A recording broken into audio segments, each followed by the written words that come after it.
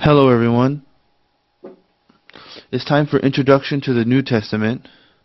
Today is the 14th lecture, the third part of the parables of Jesus, and I will lecture to you about the king who gave a wedding feast.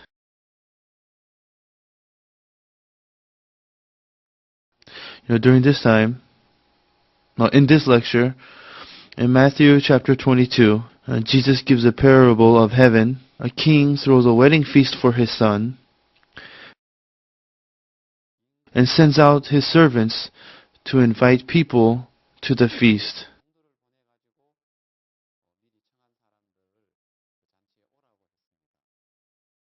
But although he invited people to the wedding feast, the people who were invited to the feast, they did not want to go to the king's party.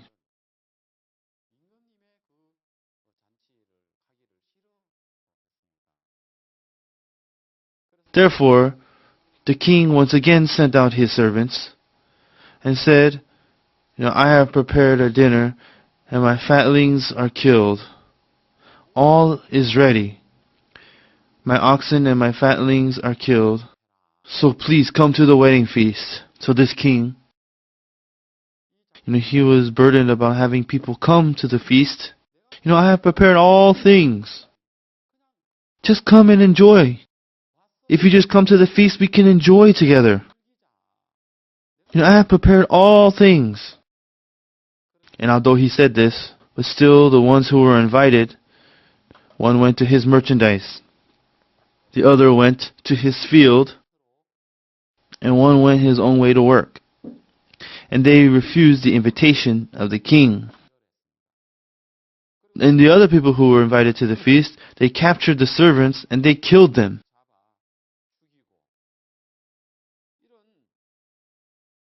And this sad thing happened. And so the king became angry and enraged at those whom he invited. And he sent out his army to kill those murderers and burn their village. And then he tells his servants, the wedding feast is ready, but they which were bidden were not worthy. Go ye therefore into the highways, and as many as ye shall find, bid them to come to the marriage. Whether they are an evil person, whether they are good people, no matter what kind of person they are, invite them to the marriage, no matter who it may be. And this is how they were told to invite people. So therefore, at this wedding feast, many people, they were invited and they attended the wedding feast. And when they entered into the wedding feast, every single one of the people, they had to put on wedding garments.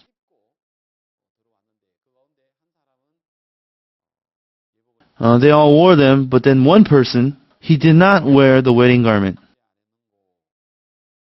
The king asked him, why didn't you wear the wedding garment? He could not answer anything. And then the king became very angry, and to the person who did not wear the wedding garment, he said, bind him hand and foot. Take him away and cast him into the outer darkness. There shall be weeping and gnashing of teeth. This is the content of the parable that Jesus is talking about today. Today, to us who are listening to the parables, we can clearly see that Jesus wants to teach us a message through this parable, and it's so clear. During this introduction to the New Testament, as we have these lectures, as you listen to these classes, and the lessons of Jesus, and the parables of Jesus, and the ministry of Jesus, and these many things that are connected with Jesus, the works of Jesus, the parables of Jesus, and through these lessons that Jesus is teaching, the message that Jesus is trying to teach us all today, this message is hidden within these words.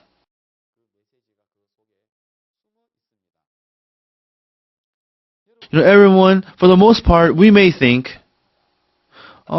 he is evil. And what we normally consider to be sin, a crime, and so the way that humans think and the sins that we feel are sins, but what God feels is sin regarding man, but there is a huge difference that we have between each other. As we all know, this popular story, during the time of Noah, God, He decided to judge the world. And so the object of God's judgment that He judged during Noah's time, it wasn't the people who committed murder, the people who committed adultery, the people who stole things. It wasn't just those people that Jesus judged. The people that Jesus judged were the people who did not enter into the ark. Those were the ones He judged. So then what is sin to God? Sin was not entering into the ark. So then what is sin? It is having a heart that is different from God's heart. So let us write this on the board. Sin. Having a heart that is different from God's. A different heart.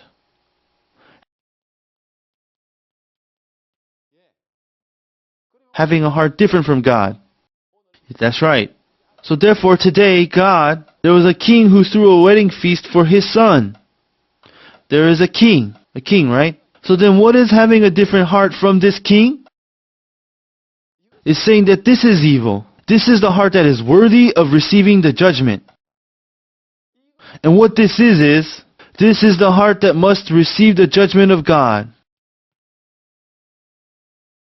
So then today, when we repent in front of God, and when we realize that we are sinners in front of God, and when we realize our image, what the problem is it is nothing else but it is having a heart that is different from God's. And that is why during Noah's time, what did God actually do through Noah? Through Noah, what God did was make the ark. And therefore, entering into this ark, this is what is good.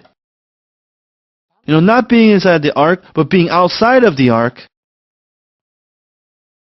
this is evil. This is the judgment. And this is sin.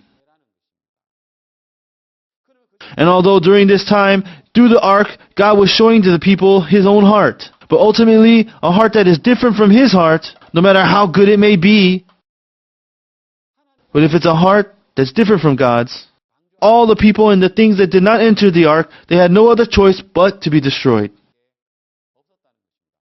If that's true, then to the Bible, this is something that is always connected. So in the New Testament, what does this king say? This king, for his son, he threw a wedding feast. And he invited people to come to the feast. So in the heart of this king, he prepared this feast, and he told them all to come. However, what sin did these people commit? Having a heart that is different from the king, refusing the invitation of the king. So what is this? It says they could not come.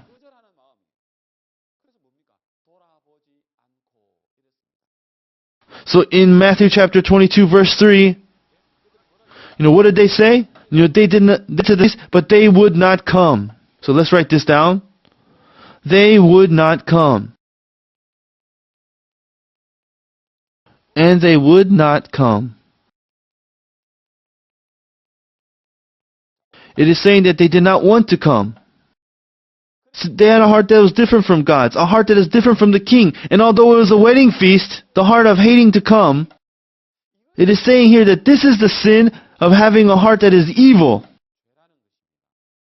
We are discussing about having a heart that is different from God's. So here in Matthew chapter 22, and through this lecture today, we must search this out. Even today, in so many ways, we hold hearts that are different from God's. Although we say that we believe in God, and although we say that we are the children of God, and also, although we say that we are doing the work of God, even today, but moment by moment, so often we have a heart that is completely different from the heart that God has. Although to those who do have distrust, they have a heart to refuse God. They have a heart not to return to God. And they follow their own thoughts. And they are not going to the wedding feast.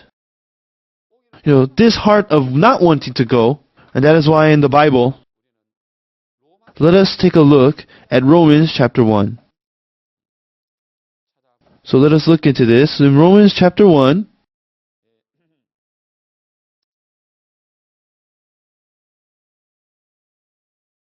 Let's look at verse 20. For the invisible things of him from the creation of the world are clearly seen, being understood by the things that are made, even his eternal power and Godhead, so that they are without excuse.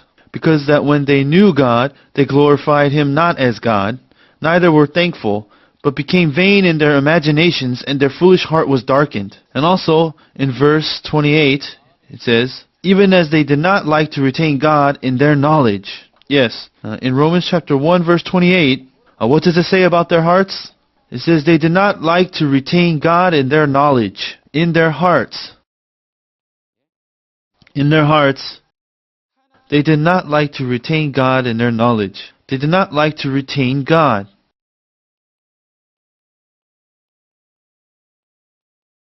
They did not like to retain God. Yes. Not wanting to come to the feast and not wanting to retain God in their knowledge, it is the same state.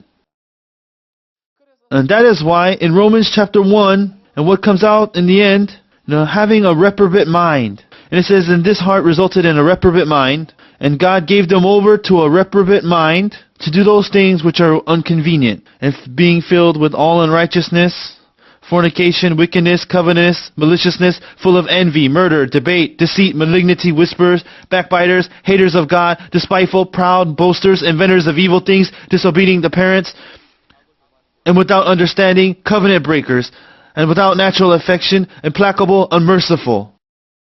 Therefore, ultimately, all the evilness of man, where does it flow from? From not liking to retain God in their knowledge. Although we are going to continually research into this, but ultimately, not wanting to retain God in their knowledge, what kind of heart this is? Where does it come from? This heart comes from the prince of the power of the air. It comes from Satan. It is Satan's heart.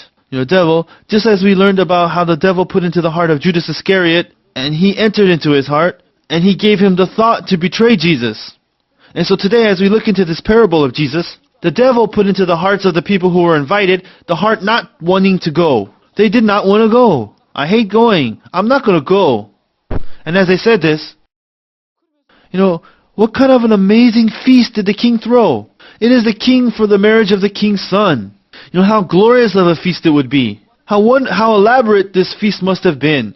How glorious this feast is. Isn't this a feast that you would want to go to your entire life? But then why did these people refuse to go? To go to their fields, to their merchandise? No, that's not it. Whether it was overseeing their possessions or whatever it was, they did not want to go. And then they even killed the servants of the king that came to invite them. This heart, it was not their heart. What this is saying here is, because they simply followed the heart that the devil had placed inside of them, in the end, they had no other choice but destroyed. Therefore today, in Matthew chapter 22, through this parable of the king who threw a wedding feast for his son, God is teaching us two different things. Through all the things that God has created through his word, the characteristics of God was shown in this world, and he showed us that God is light. Through all the things that God has created, God showed people, even though God had showed them all the things that he did, but the people did not like to retain God in their knowledge and did not know God. They had no interest in God. They hated to retain God in their knowledge. And that is why the God who created this earth, although we are all the creations of God, but it says we did not like to retain God in our knowledge. In regarding this aspect in the book of Isaiah, in Isaiah chapter 1, it records the regret over this situation. Hear, O heavens! O give ear, O earth! For the Lord hath spoken, I have nourished and brought up children, and they have rebelled against me. The ox knoweth his owner, and the ass knoweth his master's crib, but Israel does not know. Although through the people of Israel, God is showing each and every one of us, of course through these people of Israel, the heart of God is shown to the heart of Israel. And actually about the people who had distrust, the people who did not believe or acknowledge God, it is not only that God was heartbroken. It says here that people who did not believe or acknowledge God in their hearts, they did not have any interest in God at all, and did not care for the works of God. And in the end result, they became people who only looked for what they wanted. That's why God expresses how saddened he was at the foolishness of the people of God. O sinful nation, a people laden in iniquity. O seed of evildoers. O you children that are corrupters. And that's what it says. And so ultimately, Everything about them had become diseased. In the end result, all of the thoughts of the people who do not like to retain God and their knowledge, in the end it was all deceitful. They were all broken, and they had all become corrupted.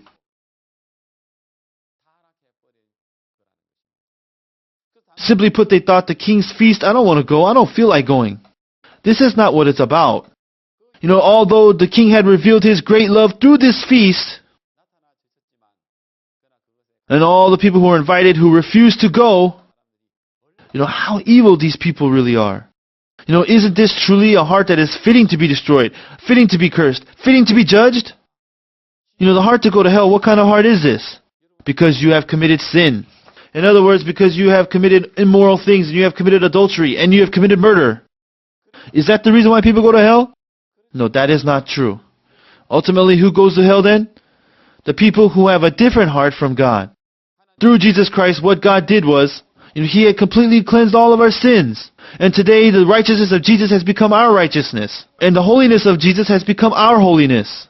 And then Jesus' perfection has become our perfection, so that we may not live with our own things, but God has nailed Jesus Christ to the cross, so that we will live through the things of Jesus. And this is the heart of God. However, but not caring at all for this heart of God, and following our own hearts. And ultimately, although people may say that they believe in God, they say that they have sins. They say that they have sins in their heart. And they still think that they are not holy. And they still think that they are not whole. And ultimately, trusting in their own efforts and in their own labor, and they try to become perfect on their own. And ultimately, because this is the heart that is different from God's heart, that heart can only receive the judgment, and these people can only end up going to hell. Everyone, I am not saying anything else. Those who have a different heart from God, they are the only ones who can end up being judged by God. And so this heart of the king who threw this marriage feast for his son, although his heart was in this feast, but not one of the people of his kingdom wanted to enter to this feast. And that is why, just like we talked about earlier, having a heart that is different from God and having a heart that is different from the king. If you look at the Bible in 1 Samuel chapter 2, it talks about the sons of Eli in 1 Samuel chapter 2 verse 12, and they knew not the Lord. Ultimately, even the sons of Eli, because they did not know the Lord, this sin that they committed, they would sleep with the women at the temple, and they would commit such corrupted sexual sins, and they had all these other corrupted sins come from them. And before they even offered up the offerings to God, and they took a hook, and with that they took off the flesh and this sin, and they stole, and they had covetousness, and they despised God. And in the end, all of the sins they committed, and the reason why they committed these sins was because they did not know the Lord. And just like in Romans chapter 1 verse 20, ultimately this came from people not having God in their knowledge. But from God's point of view, I have prepared everything. And then I told you, come to the feast. This is such an amazing world. This is such an amazing feast of heaven. God truly sent Jesus Christ to this earth. And through having Jesus Christ to be crucified here, this thing that man cannot receive on his own, this curse which is the only thing that man should receive, all the judgment that man was supposed to receive before God, He gave unto Jesus Christ. And God said that whoever it may be, no matter who it is, if it's through Jesus Christ, they may come unto God. And I have prepared all things for them. I have prepared everything for them.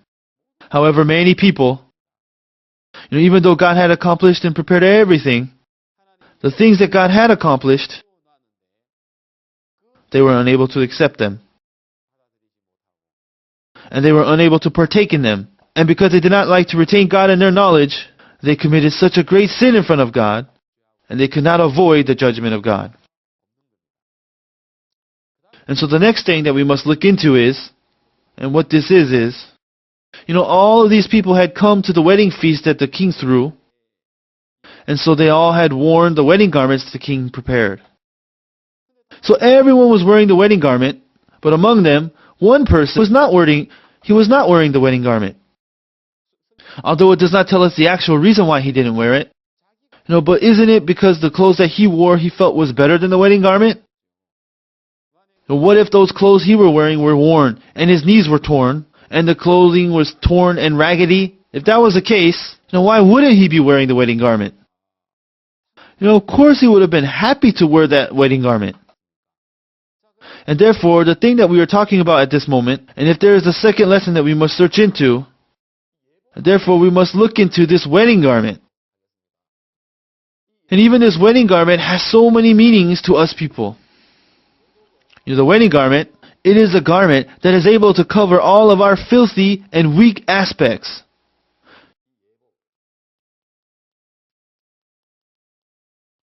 This wedding garment, this is the garment that you must wear to the wedding feast. And so this wedding garment,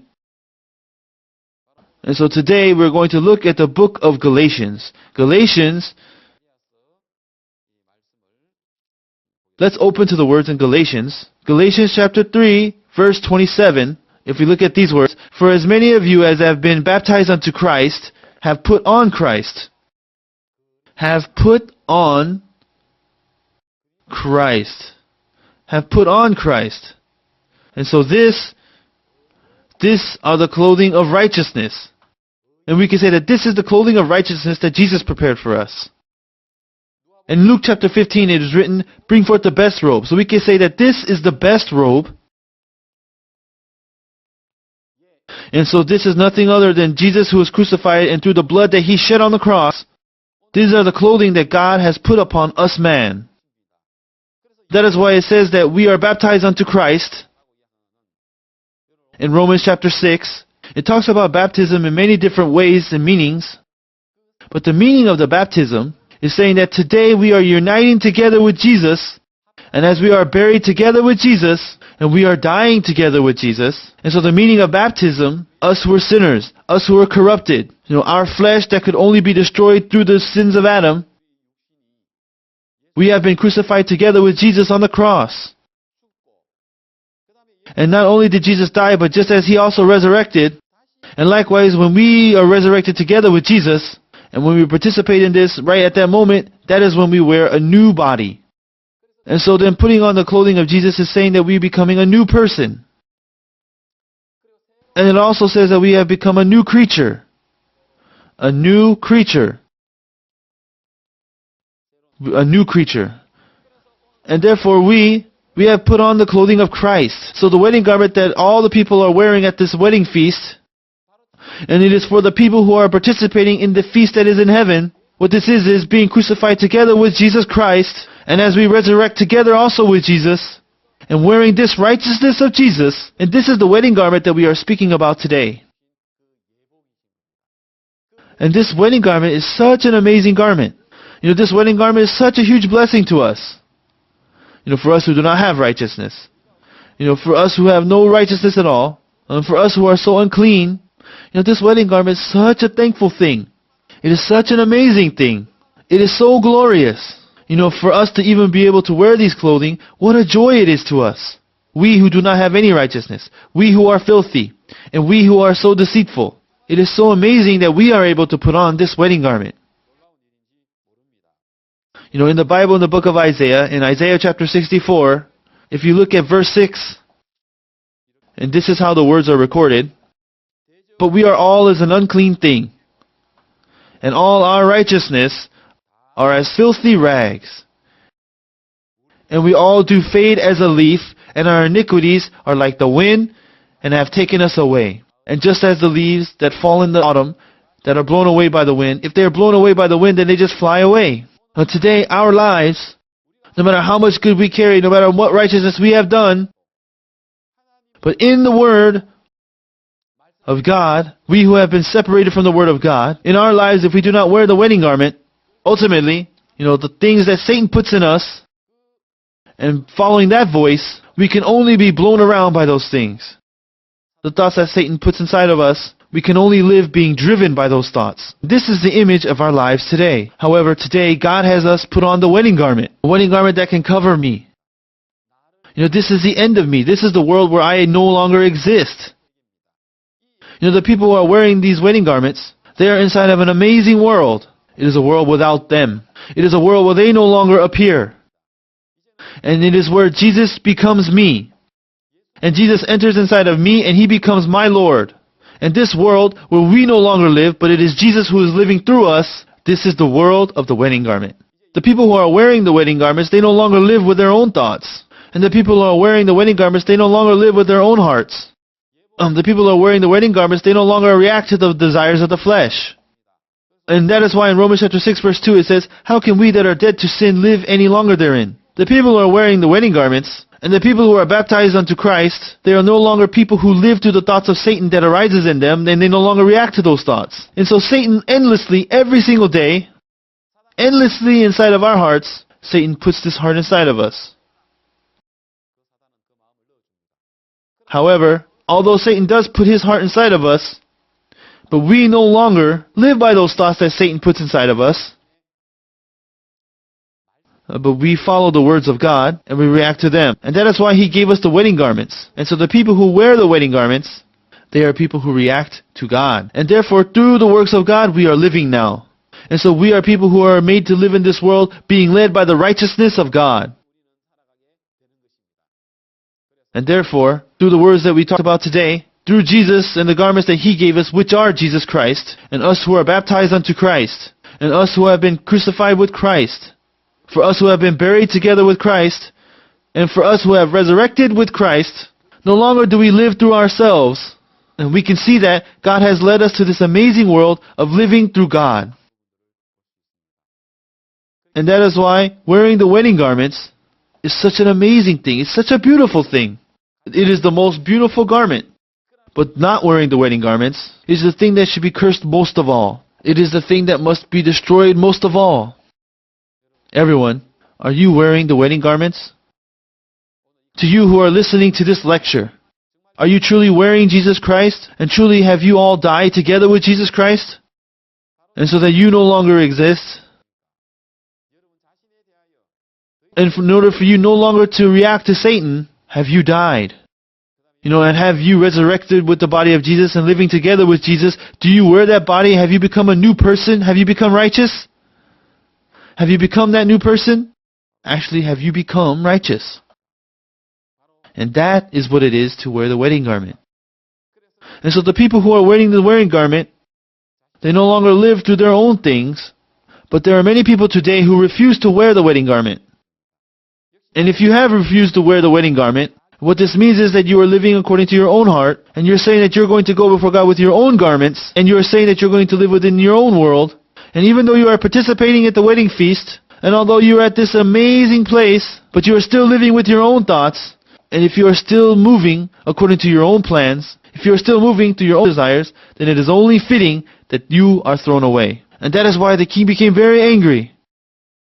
He said, "Bind him hand and foot, and take him away and cast him into the outer darkness. There shall be weeping and gnashing of teeth." And this is what he said. Everyone, even today, this wedding garment that Jesus has given unto us, today, this is what we must boast of. This is our crown. This is our joy. And this is our hope. And this garment, this wedding garment that God has freely given to us, and when we live and wear this garment, endlessly Satan in our hearts, although he puts his false thoughts in there, but we no longer react to those thoughts. We no longer react to Satan, and that world no longer exists. We do not exist. We can live only through Jesus. And now in that amazing world, through God who has made us new creatures, and we can see that God is leading us so that we can live this life. And so in this third parable of Jesus, and through the wedding feast the king threw for his son, we looked into this today. And first of all, regarding the heart that is different from God's, God's judgment. And second of all, the one who is cast away for not wearing the wedding garments, this is also God's judgment. And although they have a similar flow, and through this parable, the lesson that God wanted to teach us, we are able to learn through this lecture. And so through this introduction to the New Testament, I hope that it doesn't just become knowledge, but I hope that the Word of God will become your happiness and will become your joy. And I will end today's lecture here. Thank you.